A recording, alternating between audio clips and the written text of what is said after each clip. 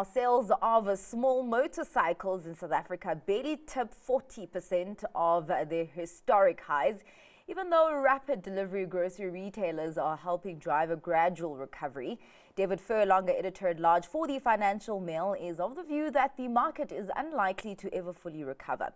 He joins us now with more detail. Thank you so much for your time, David. When we talk about the motorcycle market, are we talking about a specific class of motorcycles or just everything that looks like a motorcycle? Well, everything that looks like a motorcycle and some things that don't. Okay. So, for example, a tuk-tuk. Oh, that's well, it's a three-wheeler. Okay. So motorcycles overall include two-wheelers, three-wheelers, even four-wheelers, those off-road ATVs, all-terrain vehicles. They all come under the category of motorcycles. So it's a very broad church. Yeah. I'm actually quite surprised seeing the pressure of sales in this market, considering that it's at less than 50% of its highs, I think in 1981. Considering the opportunity and the influx that we've seen in terms of delivery motorcycles. Yeah, look, in 1981, when they had 80,000 sales that year, this year we're looking at about 32,500. 81 was before all the import duties came in. Okay. That created a problem, but also increasingly over the last few years, in the same way as cars, financial straits of consumers and of companies have just made it more and more difficult. Now you're right, with the small motorcycles, with the delivery companies. Yes. That really is underpinning the market at the moment. At one stage, if you recall, every time you ordered something from Mr. Delivery or from your pharmacy, it would come on a small motorbike. Yes. Now you've got Checkers and you've got Pick and Pay and everyone's now doing online quick deliveries. So that is boosting, but we're still way short of where we used to be, and obviously where the market would like to be. Because when you look at motorcycles now, the cheapest you're getting is about 15,500 rand, which is lovely, you know. But if you're looking at a bigger motorcycle, you're looking at car prices. You're looking 250, 300, 400, close to 500,000 for some of those bikes. So it's not necessarily the small purchase that it used to be. Okay, I've got two questions for you, just extending off of your answer. Firstly, uses. Would you say that a lot of the use is for work purposes, maybe more than it is for personal use?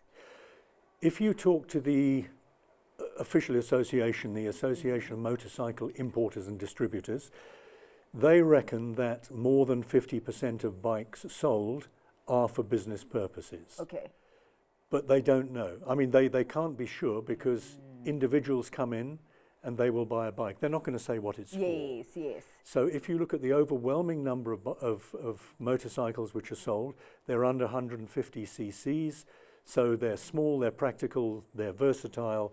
Okay. So that's what they reckon. And in fact, they also think that of the estimated 350,000 bikes which are on the roads, probably about 55-60% are used for work. All right. When I talk about for work, I don't mean commuting, but actually used for commercial purposes, including agriculture and all those other things. All right.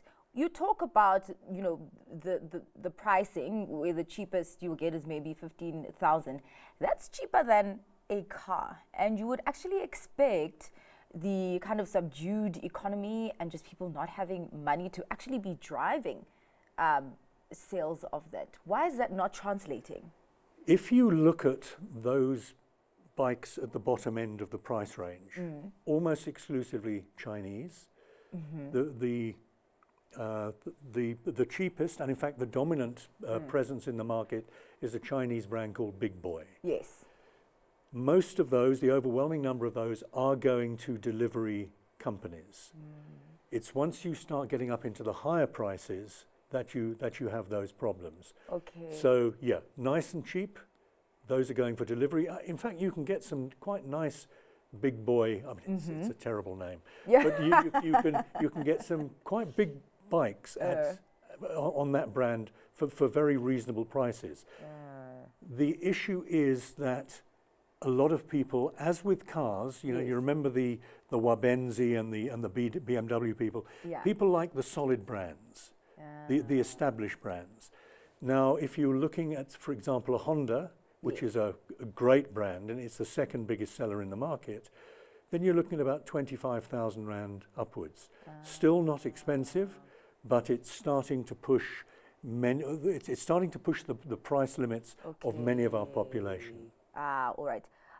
David, talking about the common use of the small motorcycles for business purposes, commercial purposes, how's electrification penetration there?